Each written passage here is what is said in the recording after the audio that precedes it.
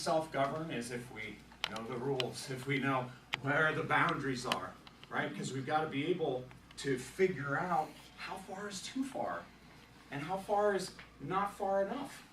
And how would we know? Right? I mean, this thing has rules. You can't jump off a 3-story building and expect not to break something. It has rules. You know, you can't put your hand on a burning stove and expect not to get burned. Like, there's rules. You know, there's certain tolerance levels, there's certain standards by which everything has to live and be governed by. And we got to know that stuff if we want to be able to effectively manage this thing, because those rules are in existence whether we know about them or not. And we are reaping what we're sowing, whether we know what we're sowing or not. And all of us are in this boat, myself included. And you know, the reason why I'm so passionate about teaching this stuff is so that you feel like I felt back then, back in control. Because I started sowing different stuff, and I started reaping different stuff. And even before I was out of chemotherapy, I felt light years different, looked light years different, could do things that were light years different. And mind you, I was about, as bad as anybody you've ever seen. I couldn't even walk less than a block on Siesta Key Beach as a 16-year-old without severe huffing and puffing and feeling like, man, I could die. So, no words to describe those feelings, unless you've been there. So, where are we going tonight? Well, we're going into self-limiting beliefs. And just for you guys that weren't here last week, I'm just going to hit on a couple other key points from last week. Anybody remember what the #1 disease in America is? Obesity. Huh? Well, by our definition, when we are lumping systems. Right, musculoskeletal, right, yeah. But yes, technically speaking. So we quoted this Mayo Clinic study last time. It's in the handout if you guys got it. Did you get one from last week? James, can you read it one, please? In 2013, the Mayo Clinic completed a multi-year, multi-age study.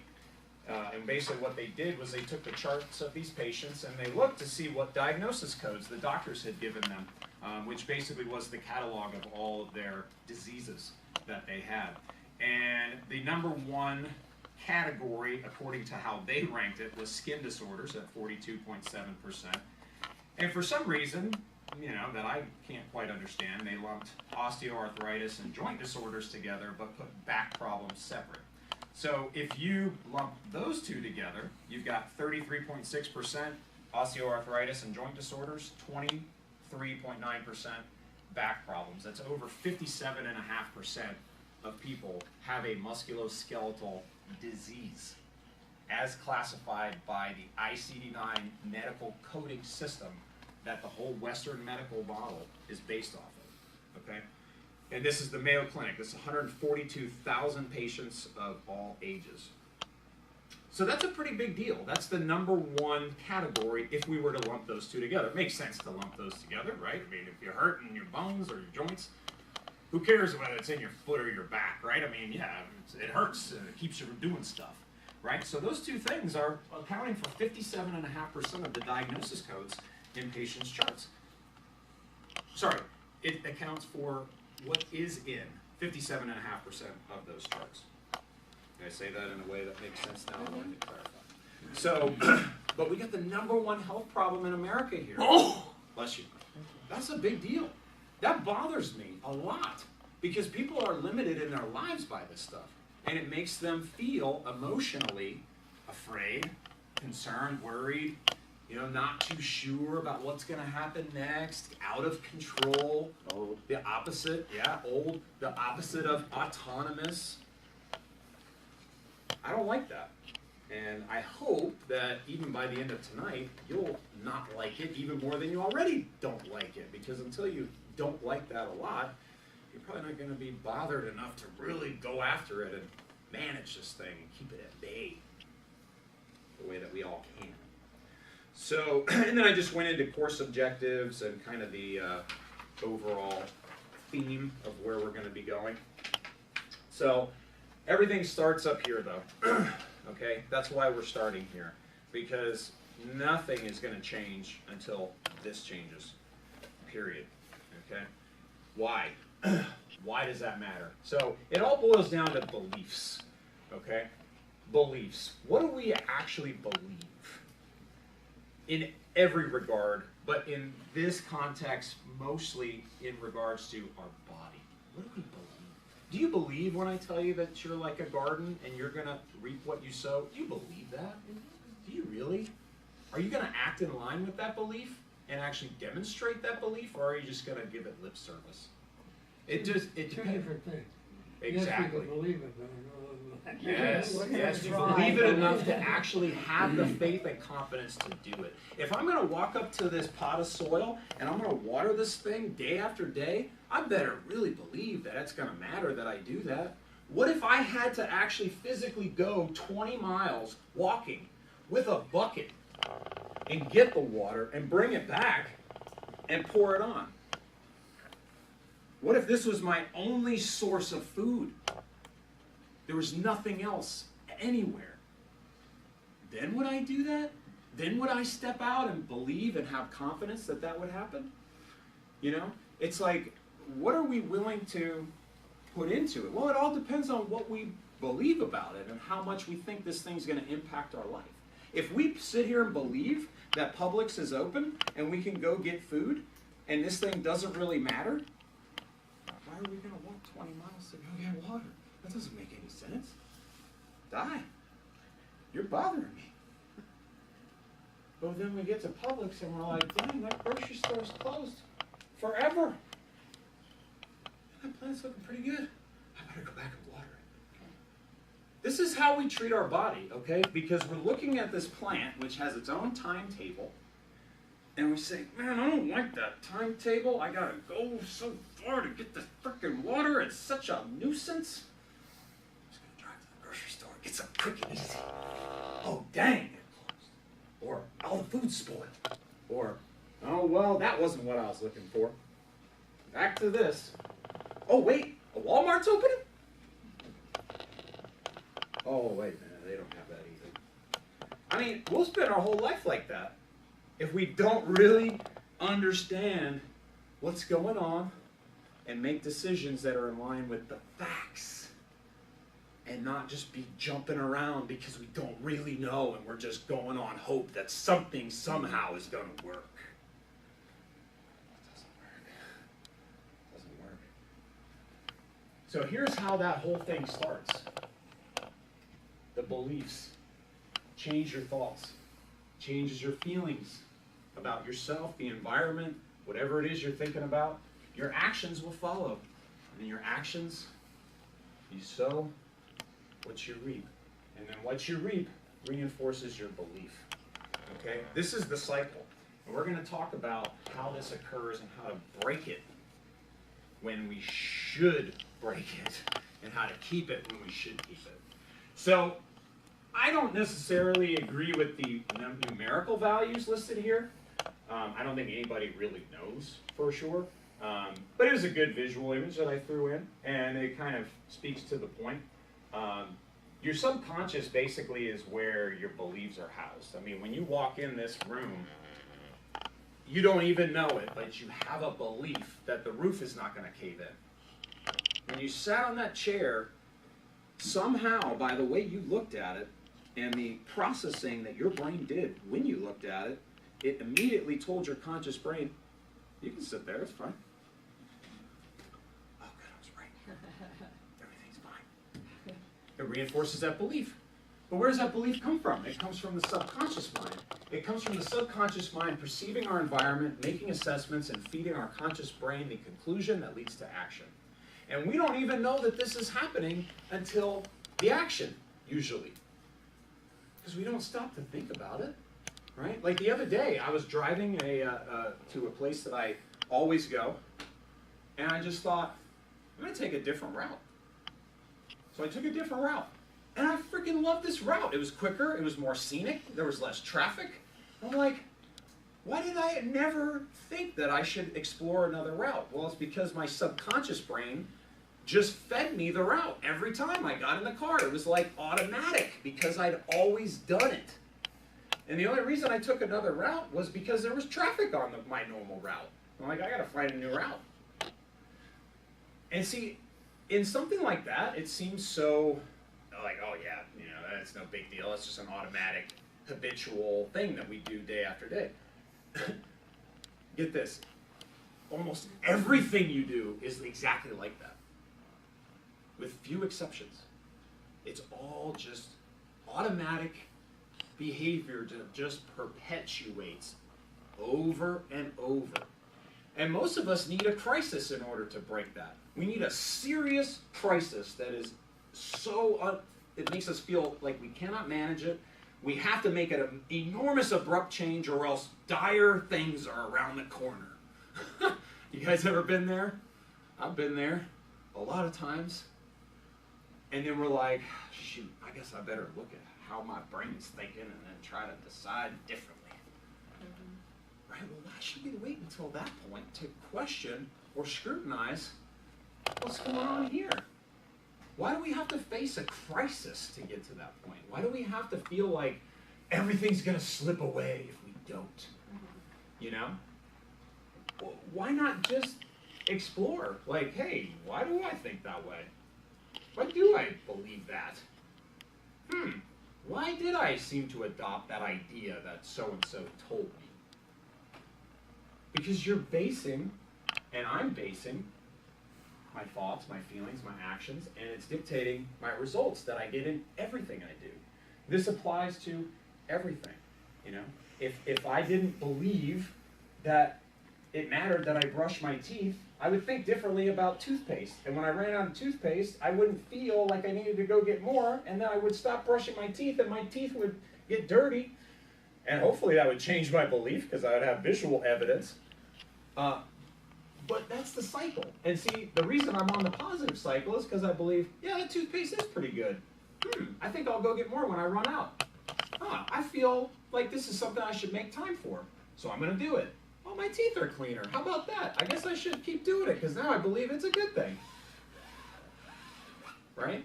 So that's a normal process that we all go through. This is called learning. This is how we learn just about life, you know, and how to do things. But see, here's the thing that's limiting all of us. It's the self-fulfilling prophecy. Okay? So this is crazy stuff. This is nuts. Like, I question everything that I've ever thought, felt, and done because I've analyzed it in light of this information. The self-fulfilling prophecy is literally like your brain putting a lid on itself and only allowing in certain information that jives with what it already thinks and believes. It's like your own personalized little filtration system that keeps everything out that would contradict anything that you believe. It's called your private logic in psychological terms. There we go. And you can say self-limiting beliefs. Because we Mhm. all have no matter what I do, it never works out, for Right. example. I can work as hard So common. but it just doesn't work out. Mm. And I know something else around the corner is going to happen, so why bother to fix this? I mean, Right. it can go on and go on and on. Yeah, yeah. And it becomes like almost like our identity even, you know?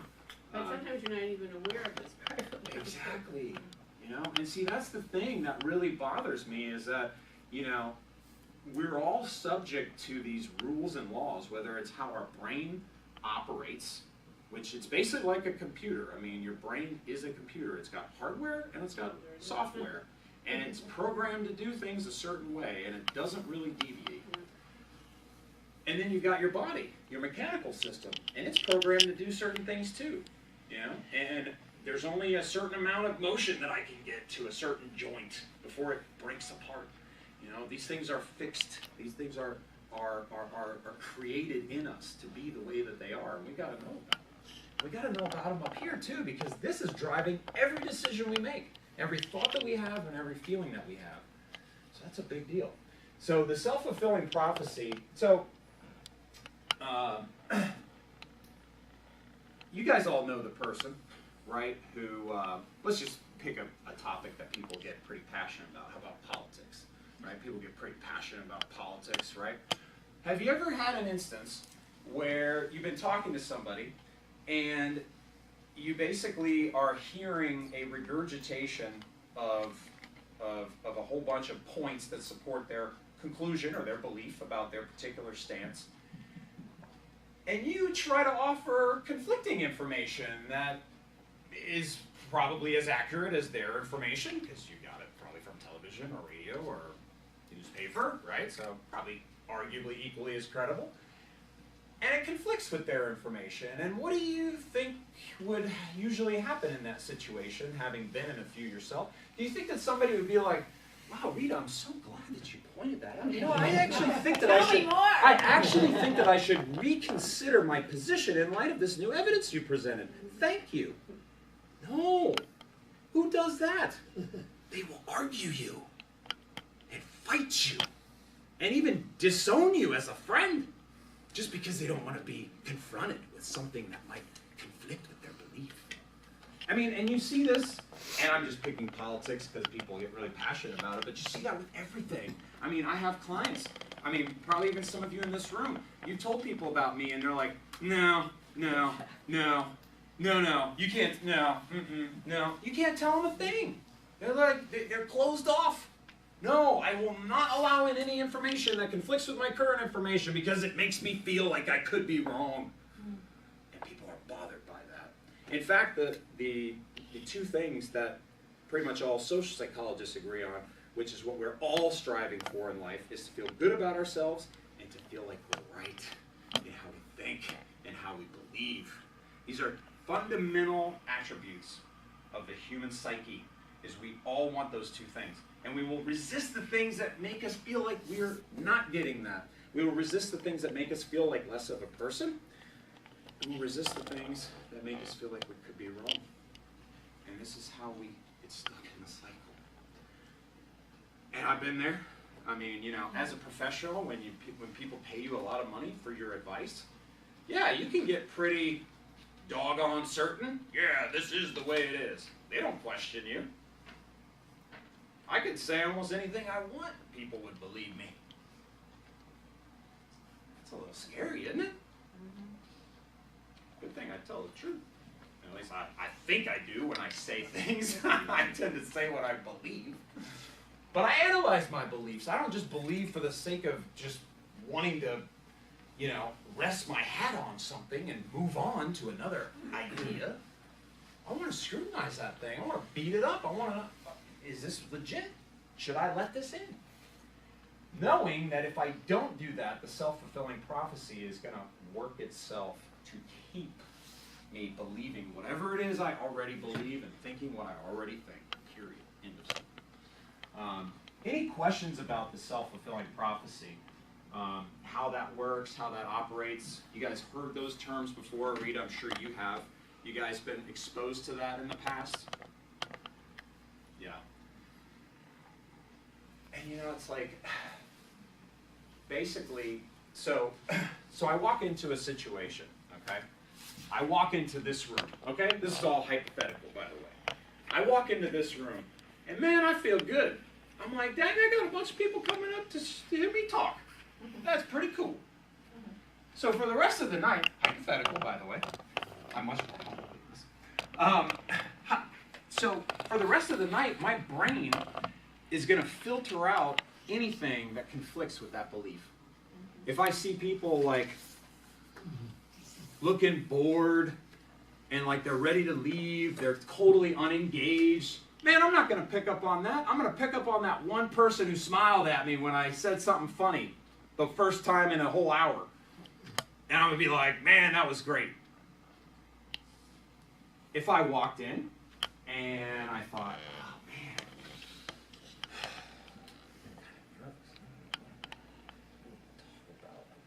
slides, but all right, let's go.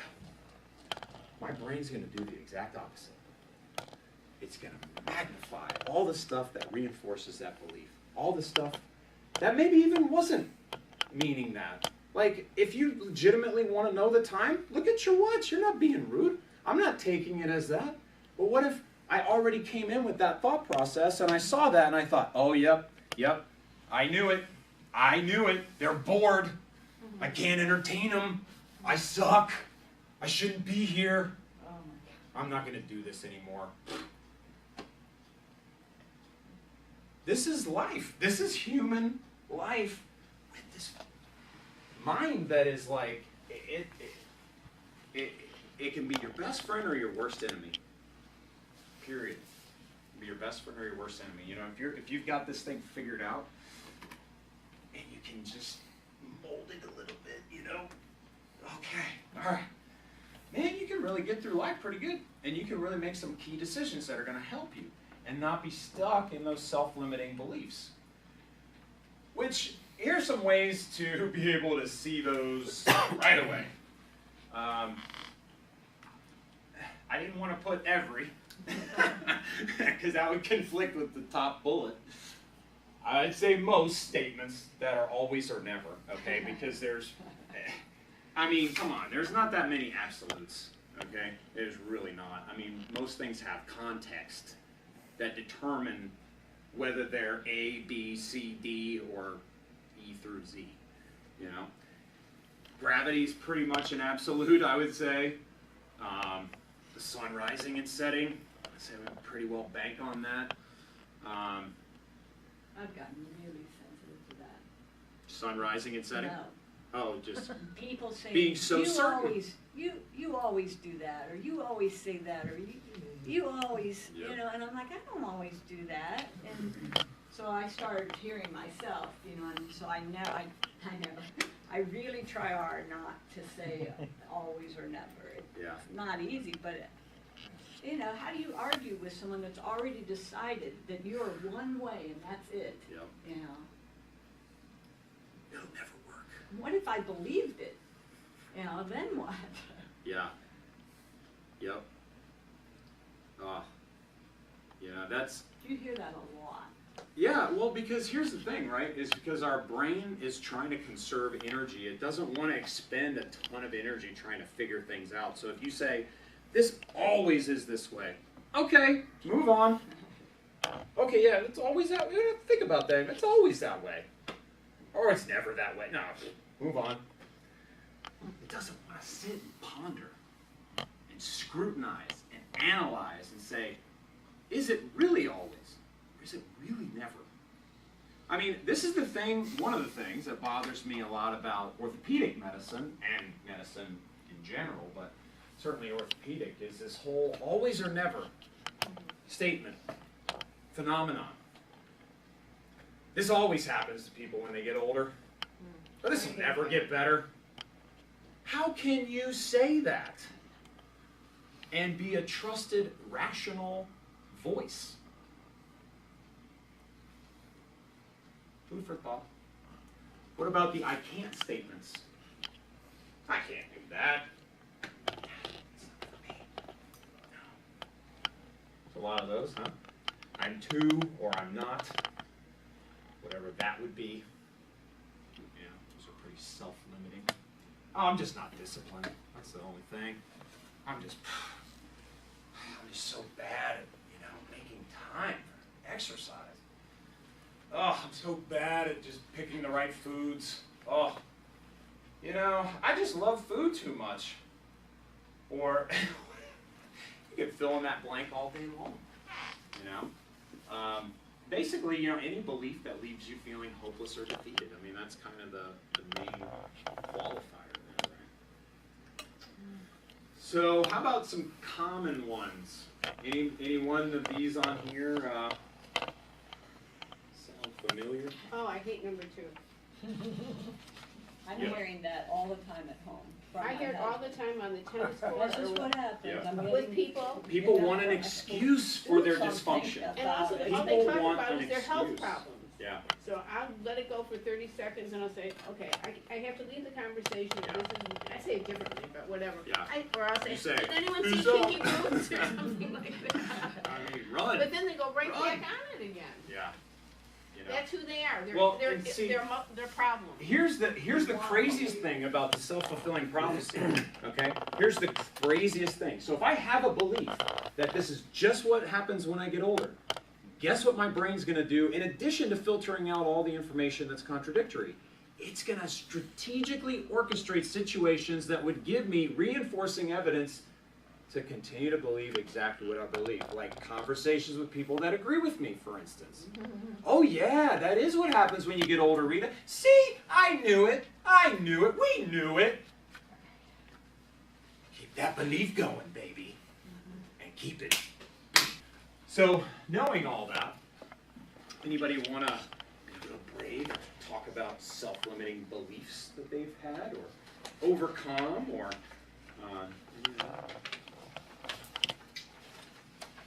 yeah, let's hear from James. Yeah, that I would be just like my father. My father was an alcoholic in my family, and I went through a lot of crazy things when I was in high school and really battled that myself. But people told me I would be just like him, and I think I even wanted to be because so many people would say that, and I just gave up on trying to be anybody different. But before that, I was growing up, and I really was against being that type of person. And I hated what I saw in him, and but I ended up becoming basically a mirror image of him, just because I was trying to fight this idea, but still living with the idea that is who I'm going to be, and there's nothing How I can did really you do figure about it it. out not to be that way? A lot of intervention, definitely God.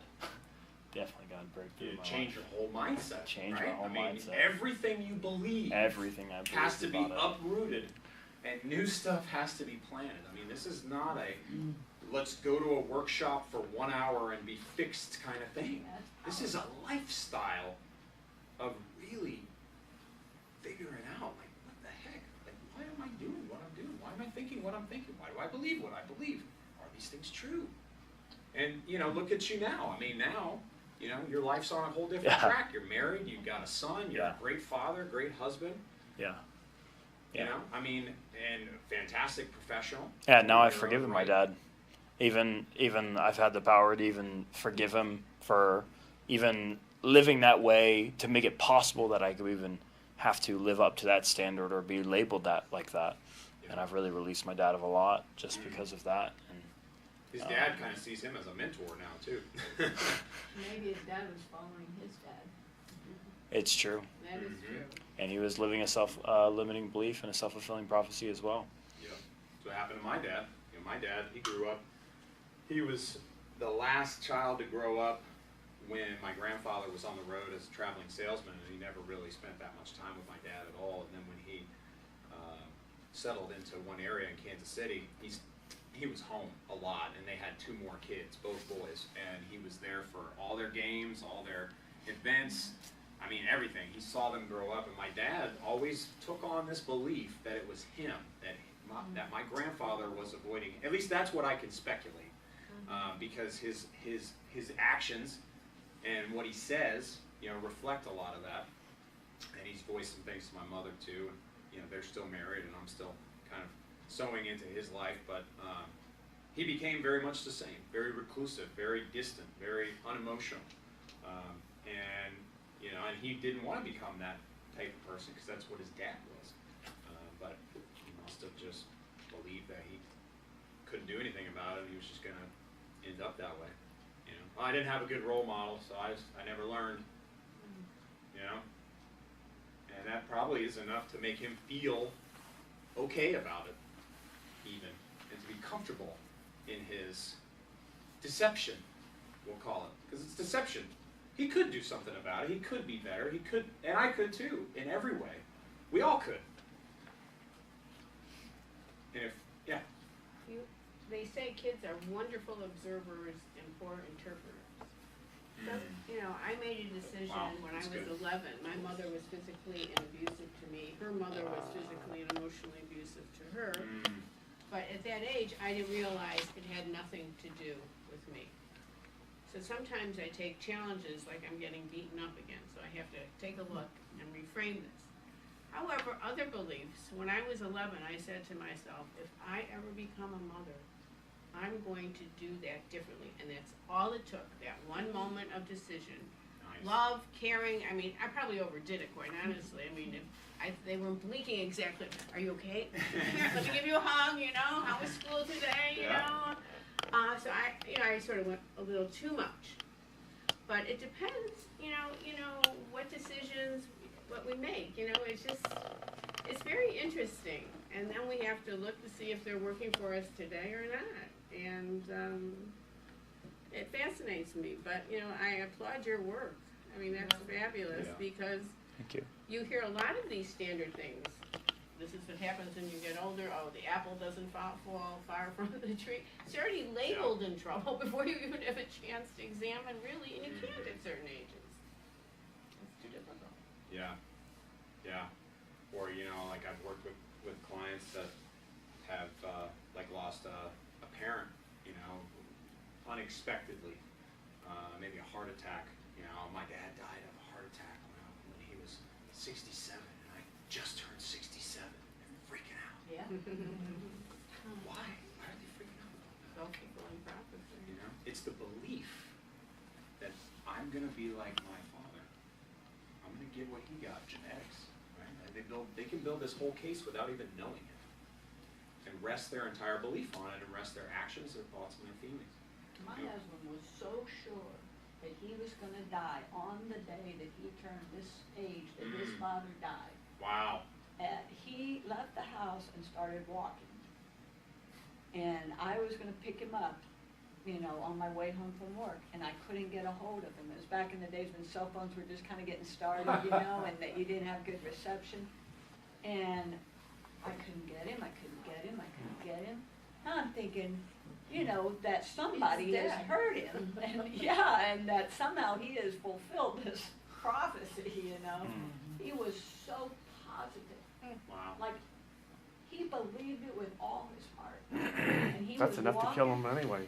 Yeah. Just that belief. I Yeah. literally couldn't find him. I ended up going and stopping a police officer, and I said, has anyone been reported dead? Well, he'd walked from our house all the way to that Wings place on Clark, Buffalo, whatever that Wow, place that's is. far. It's a long way. But inside, he'd had no cell reception. And I'm freaking Then you out. killed him when you got home. Yeah. The police found him. They Wings. tracked his cell phone and found him and said, your wife is going kooky because you told her that you were gonna die, and now you've just disappeared. Now you're really gonna die. But So that your was belief really, about what might happen that night influenced how you perceived him not answering the phone. right. I panicked too early, probably because of it, but I didn't think that he had died because his dad had died. I thought that he was walking on a willed busy himself to death. street Just found and a way to willed, make it you happen. know, he got Yeah. hit by a car or, you Yeah. know, something happened, because, you know, and funny thing is, he always says the sentence, what you believe the most will happen. Mm-hmm. He goes, well, keep telling yourself that, because it'll happen. You know? I mean, he has all the great things to say, but then he doesn't do them himself, Yeah. you know? Yeah. Well, You it's guys like, ever heard of the placebo effect? Mm-hmm. Anybody want to tell me kind of their interpretation of the placebo effect?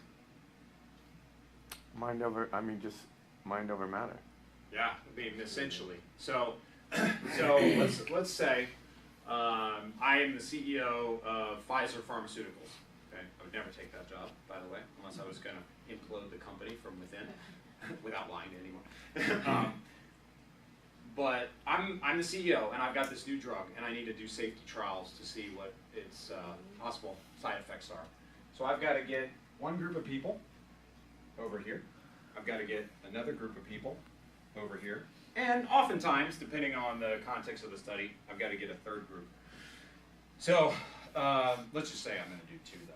So I'm gonna give one group of people the real drug, but it's going to be a white oblong tablet with no letters or numbers on it.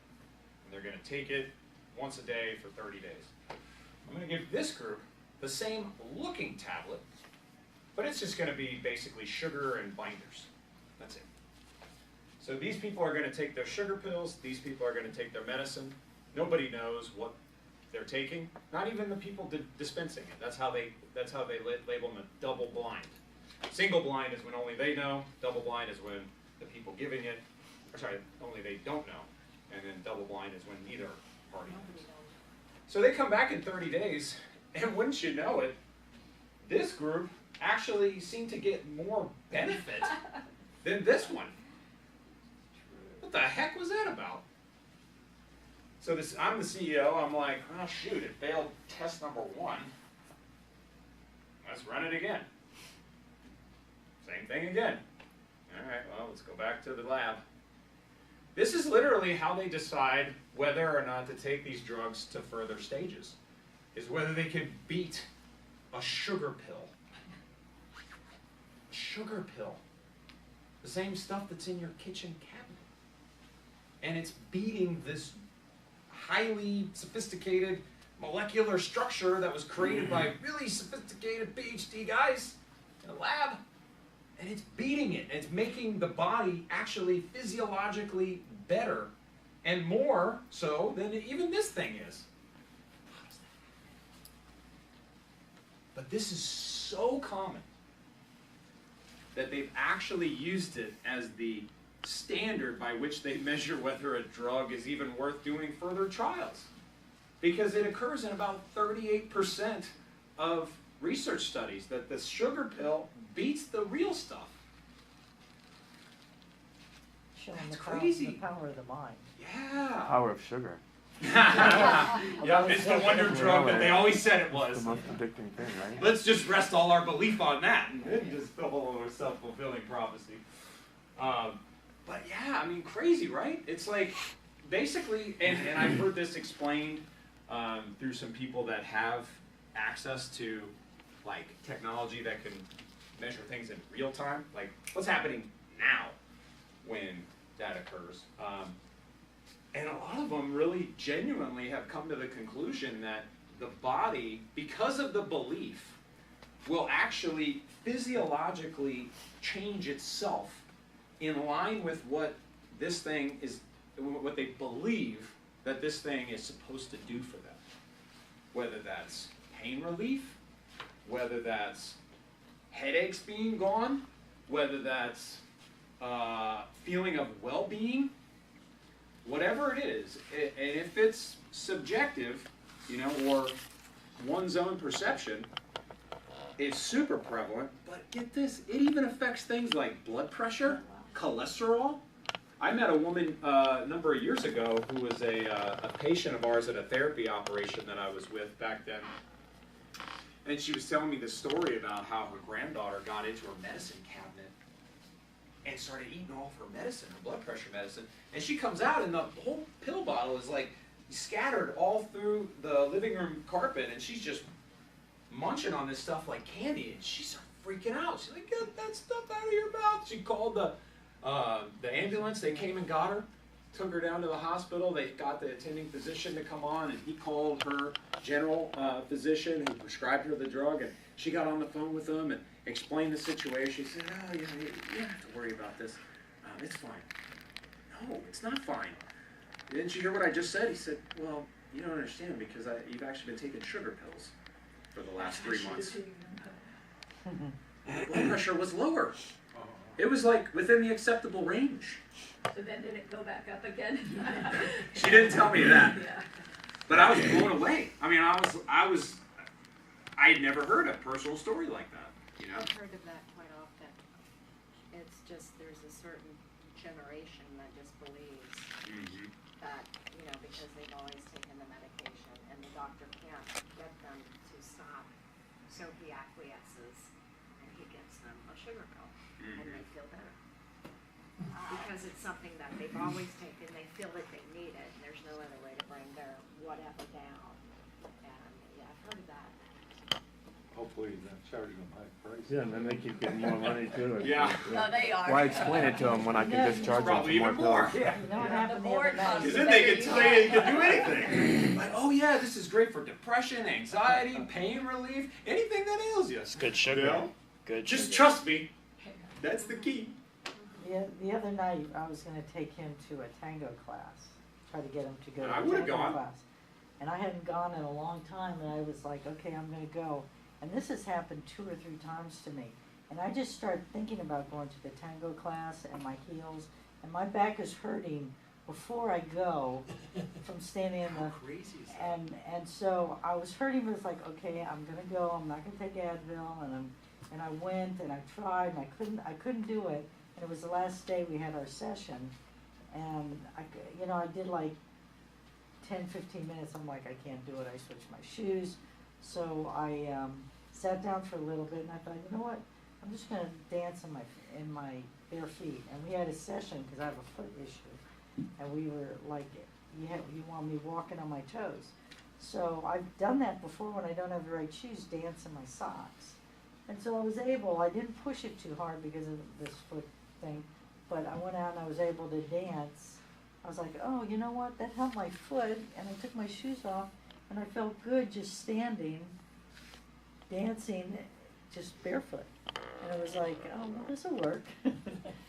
So I danced a lot, I didn't dance too much, and it was funny because I just started thinking about going to the tango class, and I was like, crap, my back hurts already. Yeah. I haven't done anything. I know. I had the exact same experience with a client of mine who, actually Frank, the one that came in to see you today, James, he had a meniscus surgery done maybe 2 years ago or so. And he was out from our sessions for a little while, and then he came back. It was just funny, the timing, because when he came back, like, I was kind of dealing with some, medial, knee pain too, that was, kind of searing at some points, but it would kind of ebb and flow.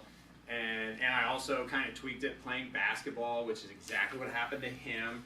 And so, I'm going through this like 2-day stretch where I'm feeling pretty good, and like everything's, I'm not thinking about it, let's say that. And he comes in, and he, of course, is going to explain to me his procedure, his rehab, everything that's gone on over the last couple of months.